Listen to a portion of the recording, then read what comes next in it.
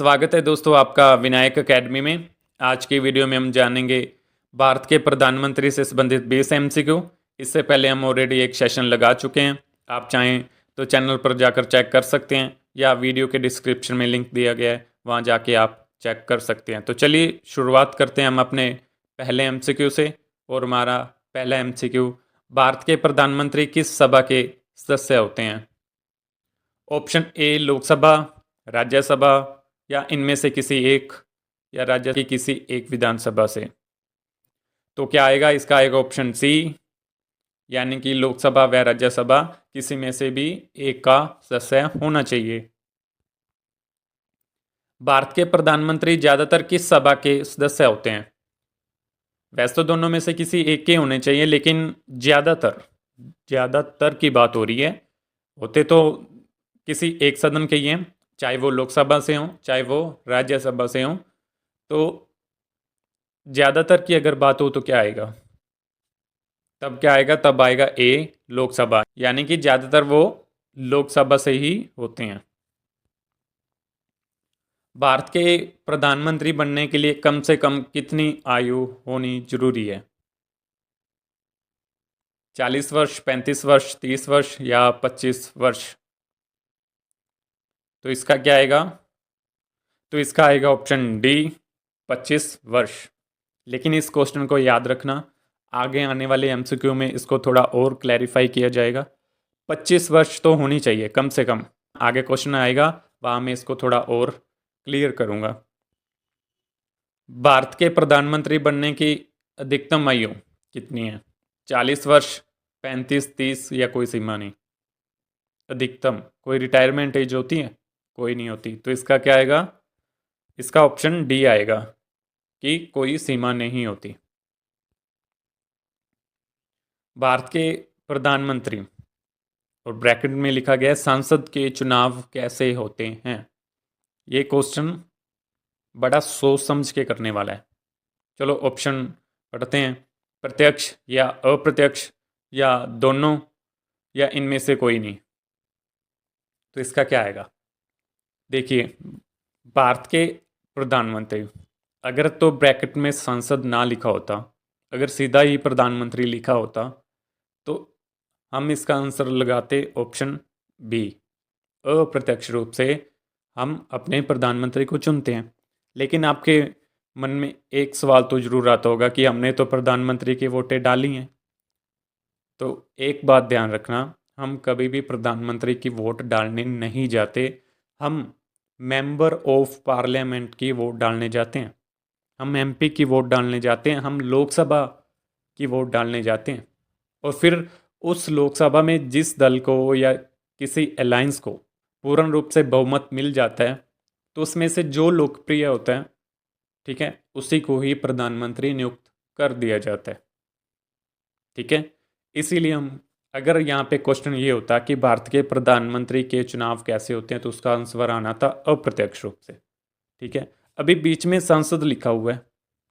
ठीक है, होते तो अप्रत्यक्ष रूप से ही है, लेकिन बीच में मैंने लिखा है सांसद। इसको थोड़ा क्वेश्चन को ज़्यादा क्लियर करने के लिए कि वो सांसद होंगे। ठीक है, या तो वो लोकसभा से आएंगे या फिर वो राज्यसभा से आएंगे। ठीक है, अगर तो प्रधानमंत्री राज्यसभा के थ्रू बन के आ रहे हैं, फिर तो वो अप्रत्यक्ष रूप से चुन के आ रहे हैं, क्योंकि राज्यसभा के सदस्य तो हम नहीं चुन के भेजते, उनको तो हमारे स्टेट की जो विधानसभा होती है वो चुन के भेजती हैं। अगर तो प्रधानमंत्री थ्रू राज्यसभा आ रहे हैं चुन के, तो फिर तो अप्रत्यक्ष आएगा।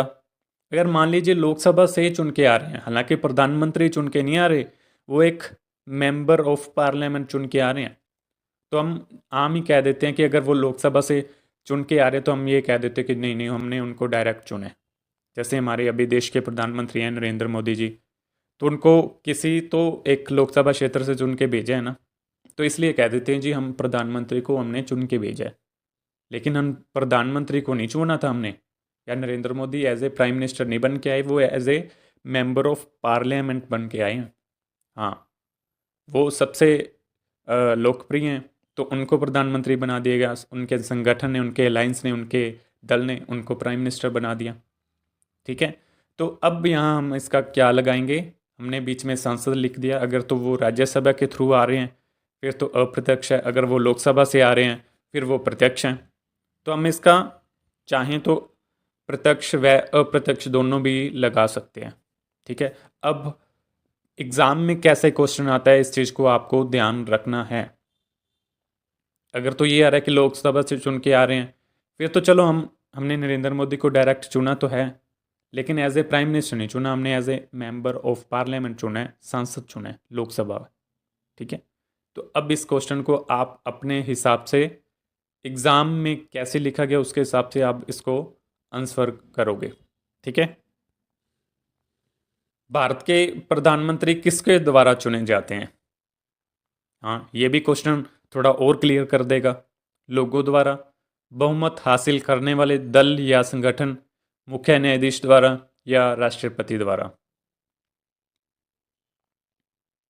अभी कई के दिमाग में चल रहा होगा कि ऑप्शन है, हमने तो वोटें डाली हैं जी प्रधानमंत्री के चुनाव में, तो ए नहीं आएगा। तो इसका आएगा क्या फिर? इसका आएगा ऑप्शन बी, बहुमत हासिल करने वाले दल या संगठन, कोई अलायंस बने। ठीक है, जैसे एनडीए, जैसे अभी इंडिया अलायंस भी बना था, तो उस संगठन या उस दल को अगर बहुमत हासिल हो जाता है तो वो अपने में से एक प्रधानमंत्री चुनते हैं। अब शायद आपको और ज़्यादा क्लियर हो गया होगा। ठीक है, प्रधानमंत्री से संबंधित प्रावधान हमने किस देश से अडॉप्ट किया है? हाँ, ये तो जब अडॉप्ट वाला हमने सेशंस लगाए थे, एमसीक्यू किए थे, तो तब हमने पढ़ा था कि जो प्राइम मिनिस्टर की पोस्ट है वो हमने कहाँ से अडॉप्ट की है। तो इसका क्या आएगा? इसका आएगा ऑप्शन बी, यानी कि ब्रिटेन से हमने जो पीएम की पोस्ट है वो अडॉप्ट की है। भारत के प्रधानमंत्री का कार्यकाल कितने वर्ष का होता है? 5 वर्ष, 6 वर्ष, 4 वर्ष या कोई सीमा नहीं? तो इसका क्या आएगा? इसका आएगा ऑप्शन ए, 5 वर्ष। आमतौर पर 5 वर्ष का होता है। ठीक है, ये भी क्वेश्चन क्लियर करने वाला है। आमतौर पर तो 5 वर्ष का होता है, अगर सब कुछ सही चल रहा है। मान लीजिए बहुमत खत्म हो जाए किसी भी दल का, संगठन का, तो फिर तो जी 5 वर्ष नहीं निकालेंगे, पहले ही लोकसभा भंग हो जाएगी। और जब तक बहुमत हासिल रहेगा तब तक देश के प्रधानमंत्री का कार्यकाल रहेगा। हाँ, ये बात सच है कि 5 वर्षों के बाद अगेन चुनाव होते हैं। ठीक है, अगर सब कुछ सही चलता रहे तो 5 वर्ष तक उनकी गाड़ी चलती रहेगी। भारत के प्रधानमंत्री बनने के लिए योग्यता है, वह भारत का नागरिक हो। ठीक है, कम से कम 25 वर्ष का हो, यह भी ठीक है। लेकिन हमने पहले भी एक क्वेश्चन में बात की थी कि इस 25 वर्ष एज को थोड़ा और क्लैरिफाई करना है, आगे हम करेंगे। कानून द्वारा अयोग्य न ठहराया गया हो, हाँ ये भी बात ठीक है कि कोई उन्होंने अपराध ना किया हो, यानी कि कानून द्वारा अयोग्य न ठहराया गया हो। तो इसका क्या आएगा? इसका आएगा ऑप्शन डी, यानी कि उपरोक्त सभी ये ऑप्शन है सभी ठीक हैं। तो इसका क्या आएगा? Option D. भारत में सरकार के प्रमुख कौन होते हैं? राष्ट्रपति, मुख्य न्यायाधीश, प्रधानमंत्री, या इनमें से कोई नहीं? सरकार के कौन होते हैं? सरकार के प्रधानमंत्री होते हैं। ठीक है, भारत के प्रधानमंत्री का निवास स्थान है नई दिल्ली में, नोएडा में, मुंबई में या कोलकाता में? तो इसका क्या आएगा? इसका आएगा नई दिल्ली में। भारत में सरकार की कार्यपालिका के प्रमुख होते हैं, हमने पीछे सरकार की बात की थी। ठीक है, अब यहाँ पे कार्यपालिका है, तो इसका क्या आएगा? ऑप्शन ए प्रधानमंत्री, ऑप्शन बी राष्ट्रपति, या मुख्य न्यायाधीश, या राज्यपाल। तो इसका क्या आएगा? इसका आएगा ऑप्शन ए प्रधानमंत्री। ठीक है, सरकार की कार्यपालिका के प्रमुख भी प्रधानमंत्री ही होते हैं। भारत में अगर प्रधानमंत्री लोकसभा से चुने जाते हैं तो उनकी आयु कितनी होगी? हाँ, पीछे जो हम एज का जो हमारा मसला चल रहा था वो इस क्वेश्चन में हम क्लियर करेंगे, और इससे नेक्स्ट वाले में भी। ठीक है, भारत में अगर प्रधानमंत्री लोकसभा से आते हैं तो उनकी कितनी एज होगी? 30 वर्ष, 25, 35 या 40? लोकसभा से आ रहे हैं, अब लोकसभा का एमपी बनने के लिए कम से कम एज कितनी चाहिए? 25। यानी कि अगर तो वो लोकसभा से चुन के आ रहे हैं प्रधानमंत्री, फिर तो 25 वर्ष आयु ही चाहिए। ठीक है, क्योंकि वो लोकसभा में जब एमपी बन जाएंगे, अगर वो लोकप्रिय हैं, तो 25 साल का भी प्राइम मिनिस्टर बन सकता है भारत में। लेकिन एक बात ध्यान रखिए, आगे क्वेश्चन में भारत में अगर प्रधानमंत्री राज्यसभा से चुन के आते हैं तो उनकी आयु कितनी होगी? 30, 25, 35 या 40? अगर तो वो राज्यसभा से आ रहे हैं तो क्या वो 25 वर्ष के ही प्रधानमंत्री बन जाएंगे? नहीं बनेंगे, क्योंकि राज्यसभा की एज न्यूनतम कम से कम 30 वर्ष चाहिए, तभी आप राज्यसभा के सदस्य बन सकते हैं। अगर आप राज्यसभा से आ रहे हैं तो आपको कम से कम एज तो 30 चाहिए ना। तो ये बड़ा ट्रिकी सा क्वेश्चन है, इसको आप ध्यान रखोगे। तो इसका आएगा ऑप्शन ए, 30 वर्ष। भारत के प्रधानमंत्री के बारे में सच है। क्या सच है? वह किसी लाभ के पद पर न बैठे हों। हाँ, ये सही है। वह संसद के किसी भी सदन का हिस्सा हों। हाँ, ये भी सही है। लोकसभा में बहुमत हासिल हो। ये भी सही है।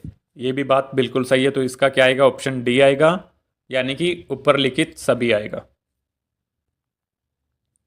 भारत के प्रधानमंत्री के बारे में गलत है। 21 वर्ष आयु होनी चाहिए। नहीं, गलत है।